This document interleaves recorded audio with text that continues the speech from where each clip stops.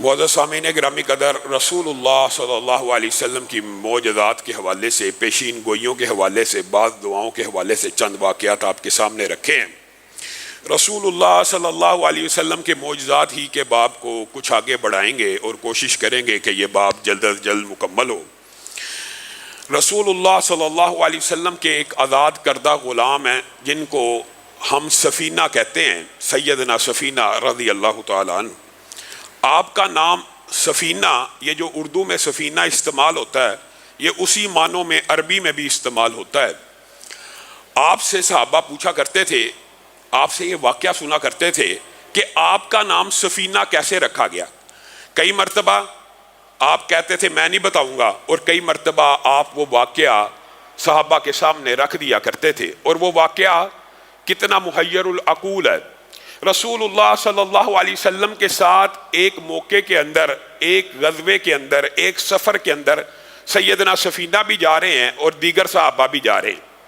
اب صحابہ کے پاس سامان بے شمار تھا اٹھانے والا، تو اونٹ جو تھے وہ سامان سے بھر گئے، ابھی بھی کئی اونٹوں کا سامان باقی تھا۔ تو صحابہ نے، یہ رسول اللہ صلی اللہ علیہ وسلم کے غلام تھے، ان کو رسول اللہ صلی اللہ علیہ وسلم نے آزاد کر دیا تھا کہ اس غلام کے سر کے اوپر سامان رکھ دیتے ہیں۔ ایک صحابی آئے، انہوں نے سامان رکھا، دوسرے آئے، انہوں نے سامان رکھا۔ ایک انسان کتنا کو سامان اٹھا سکتا ہے؟ اچانک رسول اللہ صلی اللہ علیہ وسلم کی نظر ان کے اوپر پڑی اور رسول اللہ صلی اللہ علیہ وسلم مسکرانا شروع ہو گئے۔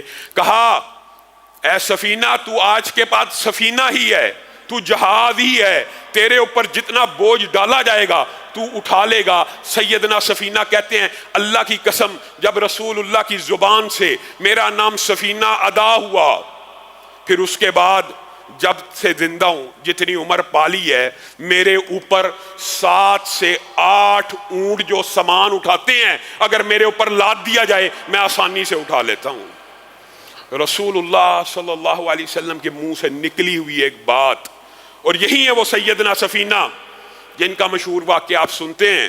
ایک جزیرے پہ پہنچے، ایک شیر غرانے لگا، دیکھ کے دھاڑنے لگا، تو انہوں نے شیر کو مخاطب ہو کے کہا، اے ابو الحارث، اے شیر، میں رسول اللہ صلی اللہ علیہ وسلم کا آزاد کردہ غلام ہوں، اور میرا نام سفینہ ہے۔ میں رسول اللہ کا غلام بھی ہوں، ان کا آزاد کردہ بھی ہوں، ان کا صحابی بھی ہوں۔ سیدنا سفینہ کہتے ہیں، وہ شیر بلی کی مانند، جس طرح بلی اپنے مالکوں سے پیار کرتی ہے اور دم ہلا کے اپنے جسم کو ان کے ساتھ مس کرتی ہے، شیر نے یہ الفاظ سنے تھے، ادب سے سر کو جھکاتا ہوا میرے قریب آیا اور اپنی دم کو، جس طرح پیار اور محبت کے اندر جو پالتو جانور ہوتے ہیں وہ اپنے مالک کے ساتھ مس ہوتے ہیں، اٹیچ ہوتے ہیں اور اپنے مالک کو چھوتے ہیں، وہ شیر، جنگل کا درندہ، جنگل کا جانور میرے ساتھ اس طرح پیار کرنے لگا اور پھر میرے آگے آگے چلنے لگا، گویا میری حفاظت کر رہا ہو۔ اور جب تک میں اس جزیرے پہ موجود رہا میری حفاظت کرتا رہا۔ جب میں نے جزیرے کو پار کیا تو مجھے ایسے دیکھنے لگا کہ جیسے مجھے الوداع کہہ رہا ہے۔ اور میرے بھائیوں، رسول اللہ کے غلاموں کو جنگل کے درندے بھی پہچانتے ہیں، رسول اللہ کی رسالت کو آپ کے سامنے رکھا تھا وہ بیڑیا بھی جانتا ہے۔ رسول اللہ صلی اللہ علیہ وسلم کے غلام کیا، وہ تو صحابی تھے، وہ تو اتنے عظیم لوگ تھے۔ آج بھی جو بندہ مسجد میں قرآن پاک کی تعلیم لینے کے لیے یا پڑھانے کے لیے آتا ہے تو جنگل کے درندے نہیں، جنگل کی چونٹیاں بلوں میں رہنے والی نہیں، بلکہ سمندر کی وہ مچھلیاں جنہوں نے کبھی زمین کو بھی نہیں دیکھا، کبھی سمندر کی کسی مچھلی نے خشکی کا منظر دیکھا ہوگا، ان کو کیا پتا خشکی کے اوپر کیا منظر ہے، لیکن وہ سمندر کی مچھلیاں بھی ان طالب علموں کے لیے دعائیں کرنا شروع کر دیتی ہیں۔